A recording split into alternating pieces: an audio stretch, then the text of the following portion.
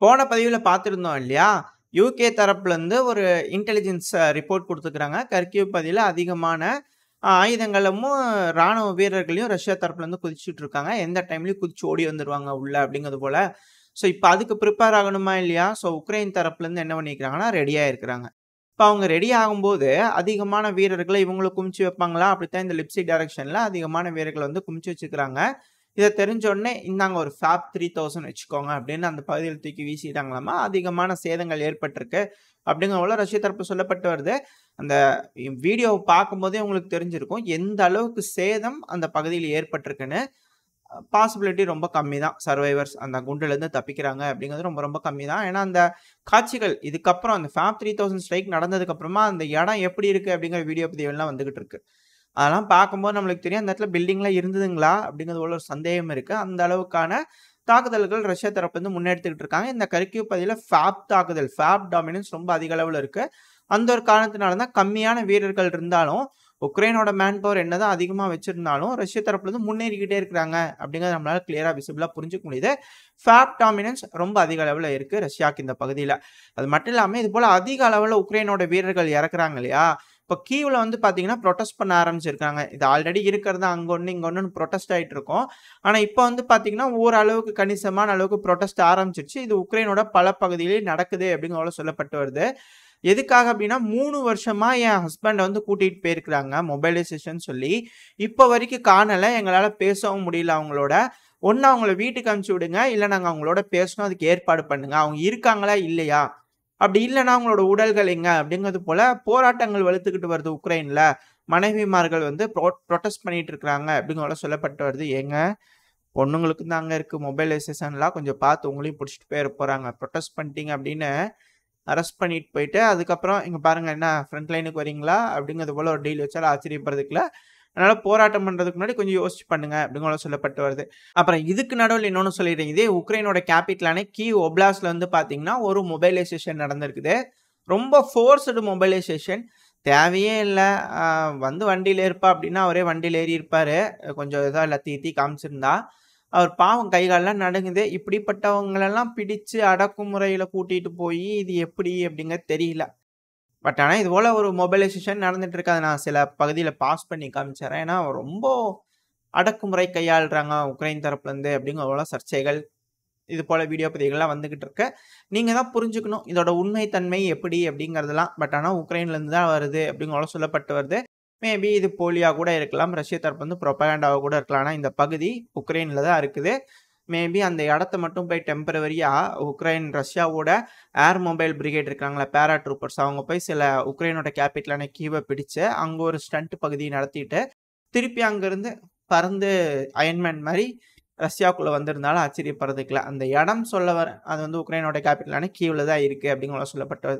சரி ஓகே. இது போல விஷயங்கள்லாம் இங்க நடந்துட்டு இருக்கு கீவ்ல. இது கூடவே வன்முறையாளர்கள் வெடிக்க ஆரம்பிச்சுக்கிறாங்க. இது போல பல விஷயங்கள்லாம் நடந்துட்டு இருக்கனால வன்முறை வந்து அதிகரிச்சுக்கிட்டு இருக்கு. இப்ப டிசிசியோட எம்ப்ளாயீஸோட காரெல்லாம் நைட் நேரத்துல நிப்பாட்டி வச்சுக்கிறாங்க. அங்கங்க நிப்பாட்டிட்டு காஃபி குடிக்கலான்னு போயிருப்பாங்க இல்லையா? இல்ல ஆள் பிடிக்கலாம் அங்க இங்கன்னு போய் ஒரு இடத்துல நிப்பாட்டிட்டு சேஃப்டியா போய் நின்னு உளவு பார்த்துட்டு இருப்பாங்க இல்லையா? அந்த கேப்ல வந்து கார தெரிஞ்சுக்கிட்டு பத்த வச்சுட்டு போயிடுறாங்க, உடச்சு எறிஞ்சிடுறாங்க அப்படிங்கிறது போல வீடியோ போய் அத செஞ்சுட்டு அது வீடியோ வேற எடுத்து போடுறாங்க. ஏம்பா என்னது இது? அந்த பதிவை எடுத்து போடுறாங்க இல்லையா? அவர்கள ஈஸியா இந்நேரத்துக்கு ட்ராக் பண்ணி அரெஸ்ட் பண்ணி ஜெயில்ல போட்டுறலாம். அந்த அளவுக்கு சிஸ்டம் இருக்குது உக்ரைன்ல. இதெல்லாம் செய்றாங்கன்னா, இதுக்கு பின்னணியில கவர்மெண்ட்டே இருக்குதா? அப்படின்ற கேள்விகளும் வர ஆரம்பிச்சிருக்கு. மேபி இதெல்லாம் வதந்திகள் தான். இதெல்லாம் நம்ம தெளிவா பேசியிருப்போம். பட் இருந்தாலும் இப்ப எந்தெந்த பகுதிகள்லாம் இது போல நடக்க ஆரம்பிச்சிருக்கு அப்படின்னா, டின்ப்ரோவெஸ்க், கர்கிவ், அப்புறம் மிக்கலேவ் இந்த 3 பகுதியில் நடக்கக்கூடிய வீடியோ பதிவு செயலோட இருக்கு. பார்த்தீங்கன்னா தெரிஞ்சுக்கலாம்.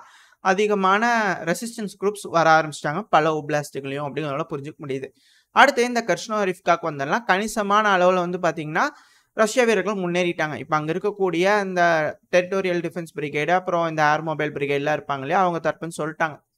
ஏங்க இன்னும் 1 வாரம் தாங்க. பார்த்துக்கங்க. ஒண்ணும் பண்ண முடியாது.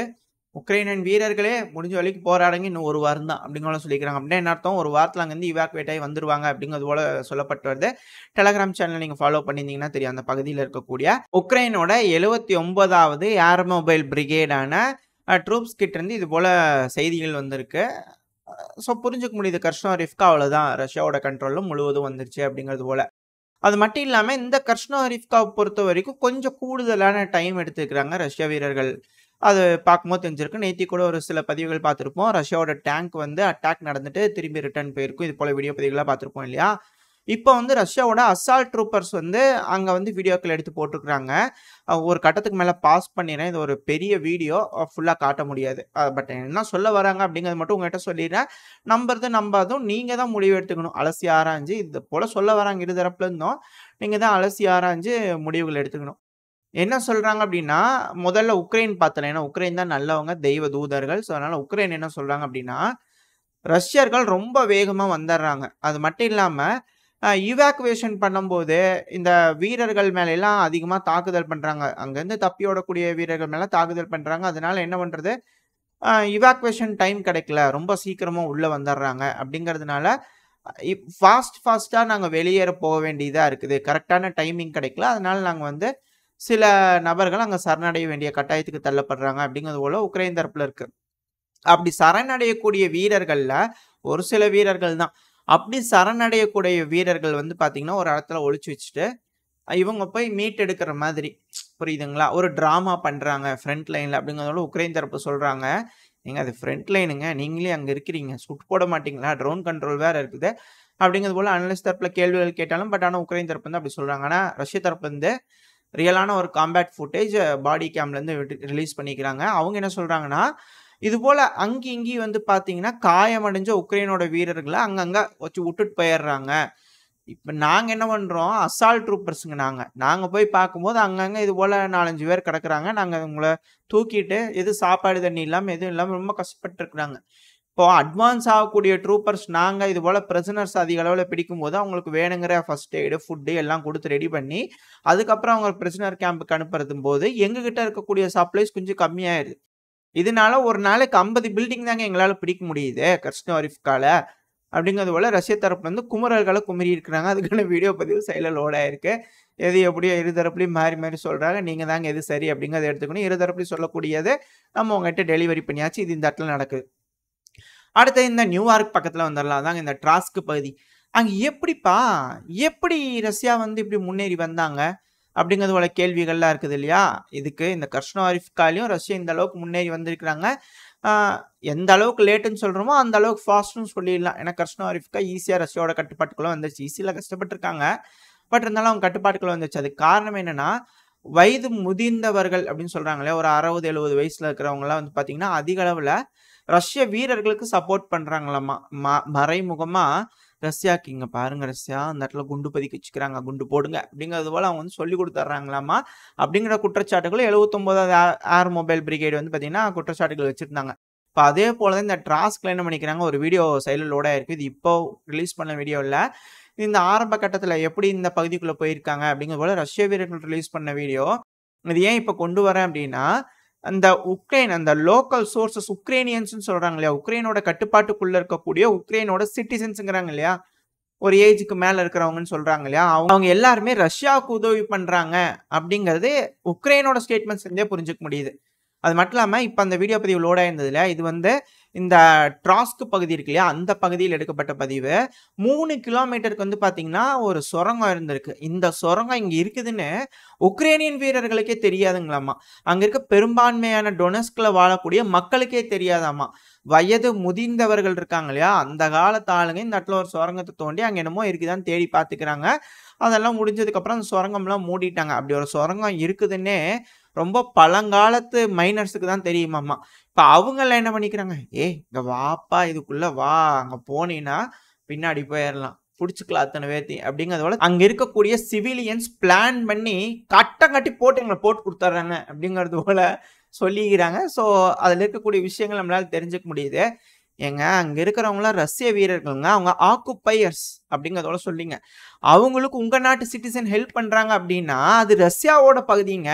நீங்க தாங்க ஆக்குபையர்ஸ் அப்படிங்கிறது போல சில நபர்கள் சொல்றாங்க. எது எப்படியோ உக்ரைன் தரப்புலேருந்து வர ஸ்டேட்மெண்ட்டே உக்ரைனுக்கு எதிரா இருக்கு. இது எங்க போய் சொல்ல ஏது பண்ணன்னு தெரியல.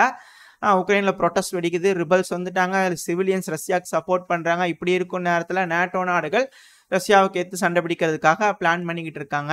சீனா வேற பெலரூஸ்க்கு ட்ரெய்னிங் குடுத்துட்டு இருக்காங்க. In case of aggression into Belarus we will get in touch with NATO அப்படிங்கிறது போல ரெடியா இருக்கிறாங்க அந்த பக்கத்துல சீனா தரப்புலேருந்து.